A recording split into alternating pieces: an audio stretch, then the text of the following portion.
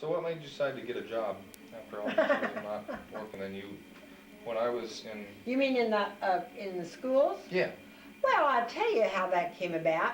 Mildred Lyon was the director, and she'd always been in restaurant business with and Cliff decided he was going to move, go someplace else. He was going to go down to Fairfield or something.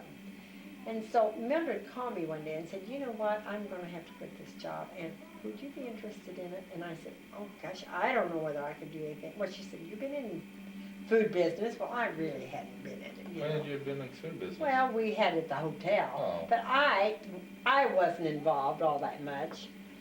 But I knew a little from what Dad would say. You know, Dad did the buying of the food down there. And so she said, well, I want you to come and talk to superintendent. And because I definitely, I've got to, I mean, I'm desperate. I've got to quit, and I've got to kind of get an idea, give them an idea who to look for. It wasn't her idea, or her place to no, it really wasn't. But on the other hand, she felt responsible back there in those days. So Mr. Turner was the superintendent, and she made the appointment, and I talked with him, and he kind of told me what the job was, and I came home and I said to Dad, what do you think? He said, well, oh, I don't know whether you ought to start working or not. And I said, well, but Phil's going to be in school all day long, and it would be a good job for me to have, because I wouldn't have to go to work until he went to school. I could be home when he got home from school, and I'd be home on weekends and vacation time. I wouldn't have to work. It'd be perfect for him. And so we talked about it a little bit more, and I decided to take it. Dad just agreed that I could do it. So I did, and you were in first grade by that time. You weren't even in kindergarten. I mean, I didn't start working until you were first grade. And it worked out fine. I didn't go to work until you were on the bus.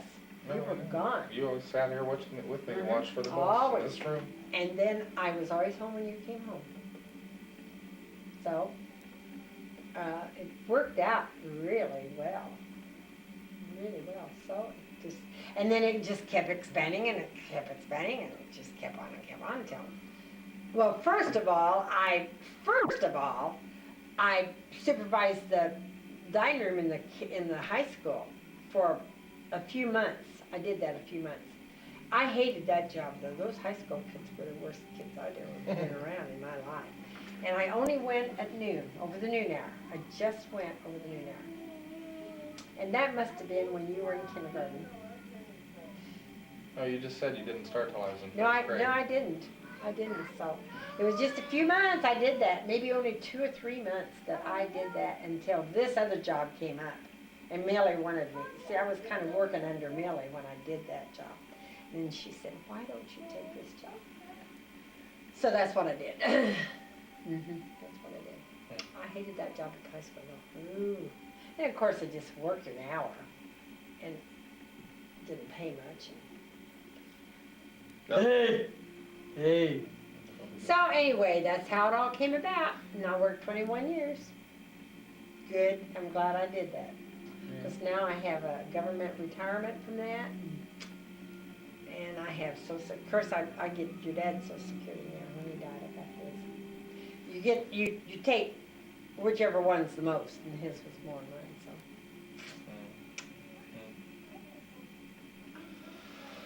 so. So how'd your parents die? How did Grandpa Minson die? He had heart trouble, and for about 10 years, trouble? he had really bad heart trouble. For 10 years, and that was before surgery time, and his was called angina. It was not the blood clot type, it was the thickening, which they do bypasses now all the time. Well, that's what the kind he had. It was called angina. He died in 65? But he had that about 10 years. And he would have bad spells, really bad spells. He'd be in the hospital. They'd get, I guess thin his blood with aspirin. Didn't have given him then. Then he'd get better, but it it was a long procedure for him to, you know. And then he did. Died. And he was how old? 69. Yeah. And then 3 years later, mother died, and she had varicose veins, and she was going to have them stripped. And so she went into the hospital. Oh, her legs ached so bad. Oh, they just ached.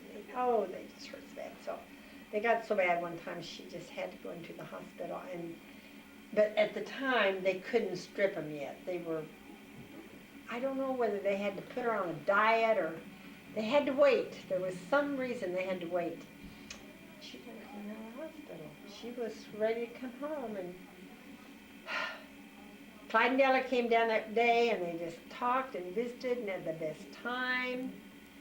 And she was going to come home the next day, and Alvin, Dad had the car wash in St. Joe. So when he left the car wash, she went up to the hospital to see her. And he said, okay, I'll be back tomorrow to get you.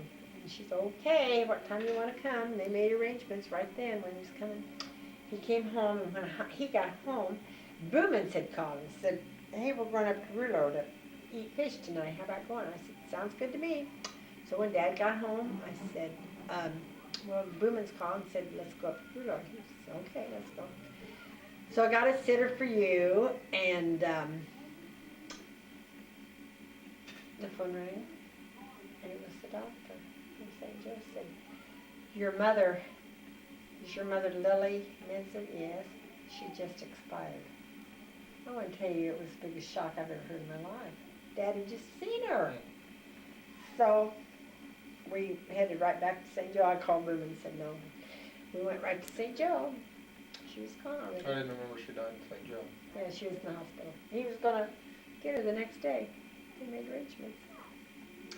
And so we did have a biopsy, and it's because she was fine. Clyde and Della had been there, and Dad had been there, and she was just fine. And a clot went through her lungs, in the lungs. The clot wasn't in her heart, it was in her lungs. Stopped her breath. They couldn't revive her. And she was 65.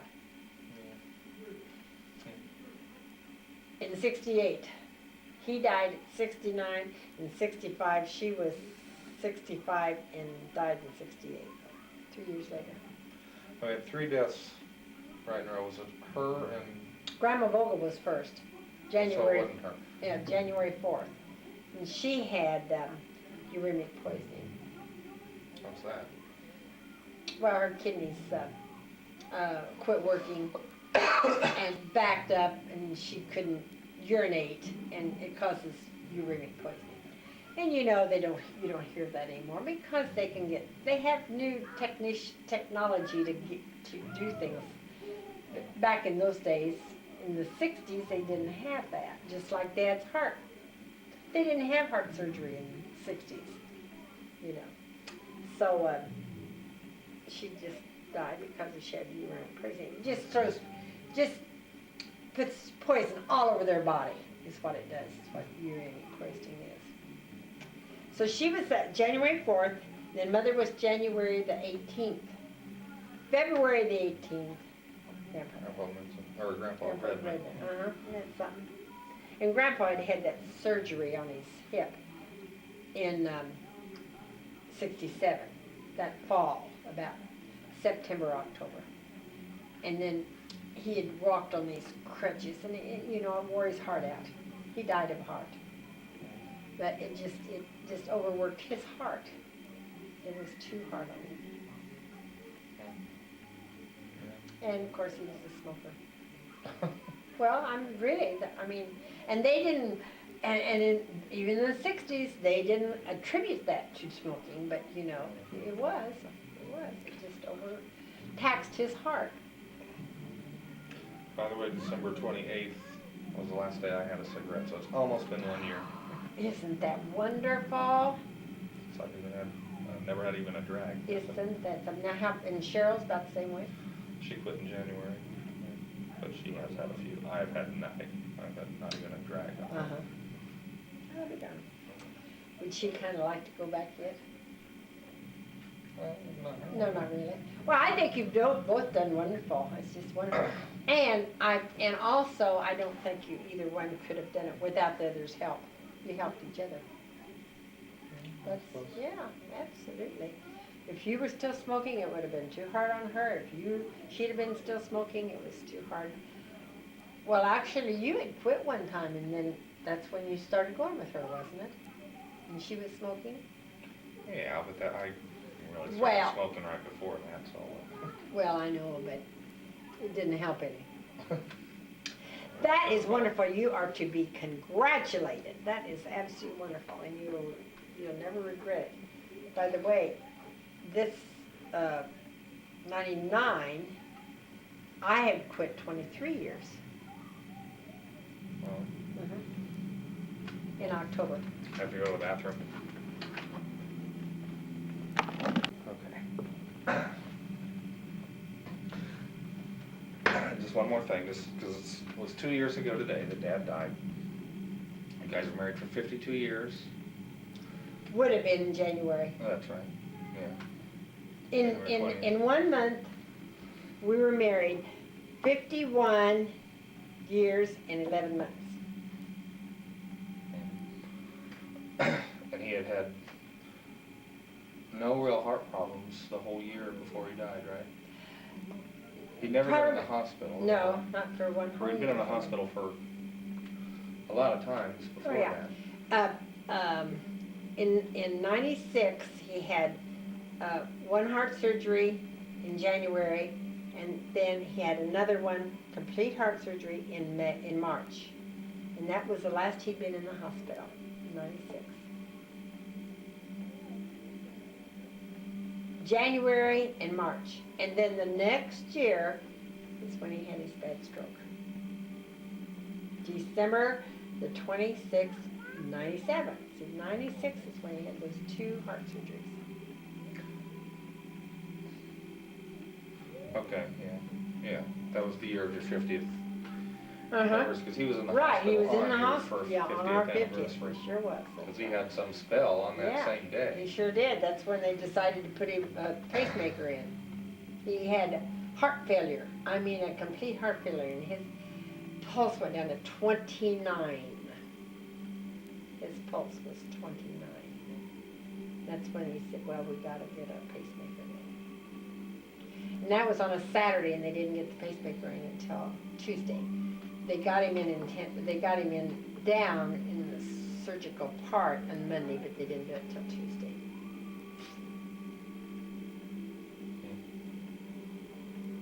Yeah, I remember this. Thought we almost lost him that day. Well, I guess so. I want to tell you, I never saw nurses run so fast in my life as they did that day. It was scary. But he was fine before he died, on Christmas, the day before he died? 2 Yeah, years ago? you know he was. He had a great time. And the only thing I would never have changed anything. But now, in the afternoon, you all had some drinks before we ate. A drink or two, not very much. And he did. And then we had dinner. And then I cleaned up the dishes, and I was worn out, tired, and I cleaned up the dishes. And he was sitting in his chair, and I sat down in my chair. And I said, oh, that's good. And he said, can't we have one Christmas drink? And I said, oh, I think we better go back. I'm so tired. Do you think you need one?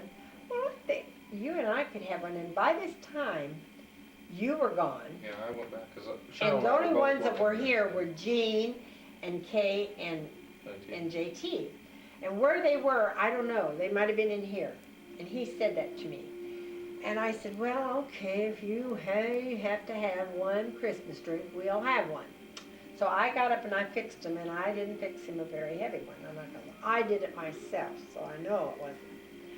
And so we drank that, and when we got done, he says, we could surely have one more, couldn't we? I says, Alvin, we don't need another one at all. I'm tired.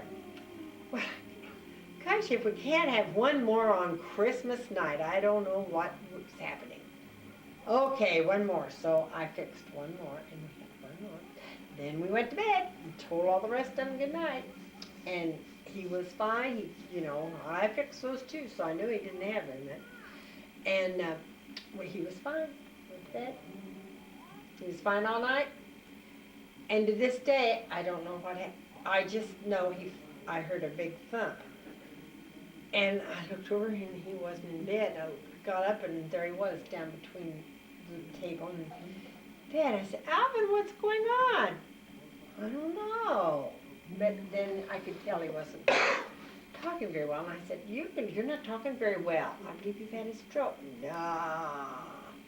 Well, I went over to try to pick him up and I was dead weight. I could feel this arm was, I'd pick it up. I was going to go like this to pick him up. I could tell his arm was not there. So I went in and I said, Kate, get up. Help me. And so she did. And she came in there and she and I, we couldn't do anything yet. Got JT, and with the three of us, we finally just, we tugged and got him on the bed. And then I just kind of shoved him around. I think I got on the other side and kind of got under him, and they pushed him and we got him into the bed. But I would just raise this up and it just, he had nothing. And I'd raise his foot, he had absolutely, so I knew it was a stroke. I said, Alvin, you've had a stroke.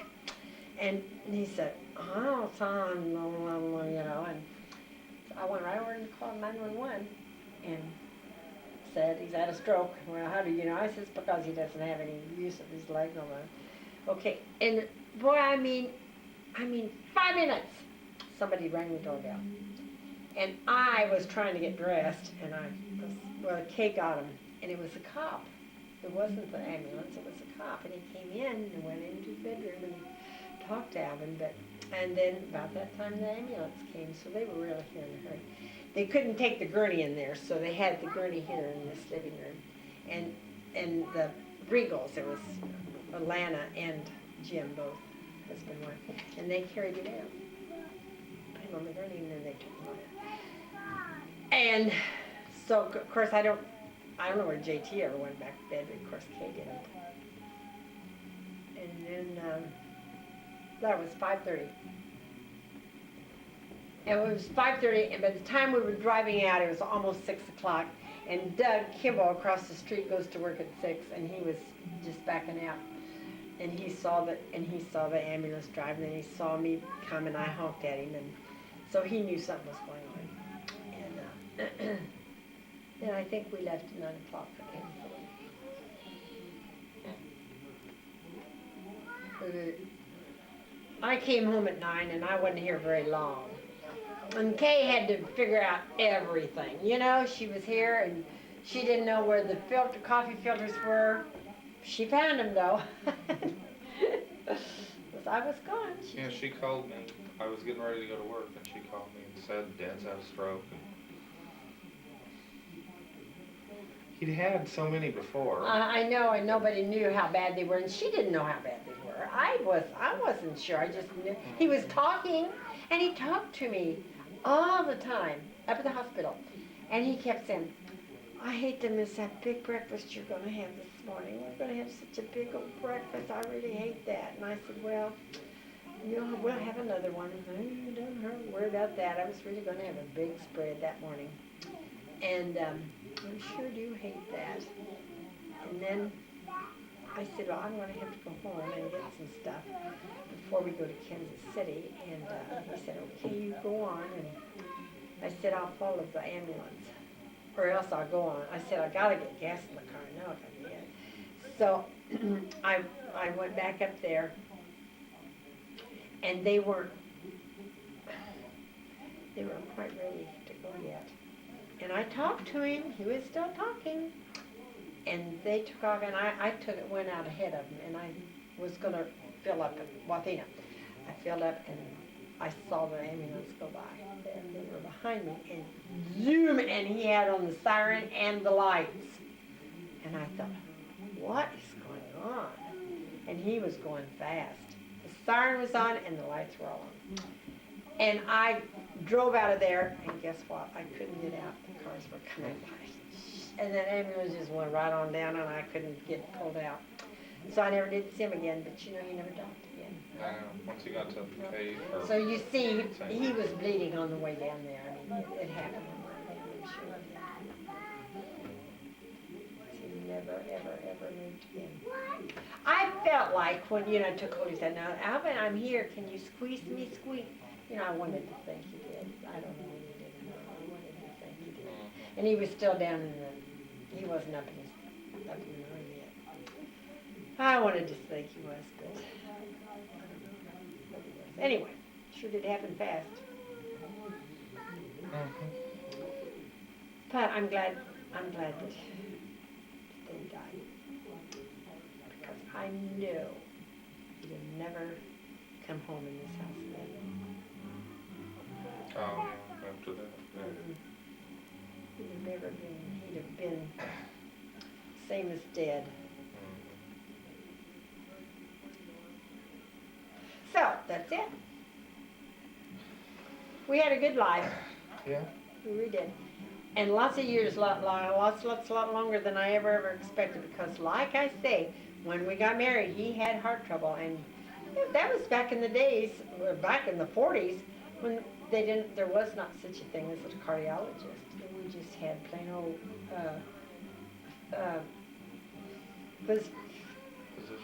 physician, yeah. They weren't specialists. We didn't have specialists for anything. And they just did the best they knew how to do. And back, I don't know, let's see. I don't know what years they started him on aspirin, maybe. They thought maybe that aspirin would help him, As a matter of fact, that might have been after his first surgery in 81. Instead of taking Coumadin, they gave him aspirin for blood thinner. I think that's what they did instead of this. So see, it grew. So when he had his first heart surgery in 81? Mm-hmm. Yeah. And then the next year he had a stroke. Pretty bad stroke. It was a pretty bad stroke, but he got over that one real well. So, well, I think I better get to bed. I know you need to get to bed. I gotta get my face washed, then I get to bed, and then I'll get up in the morning, and if you want to, I'll fix your breakfast before I No, do. you don't. The bacon is there, and Fix the bacon. I've got plenty of I fix eggs. breakfast every single I know morning. you do, I know. And I know I have some potatoes. I have 3 patties left. And then tomorrow afternoon, maybe when I come home, I can stop and get some mush. Oh, I cannot figure out why that doggone.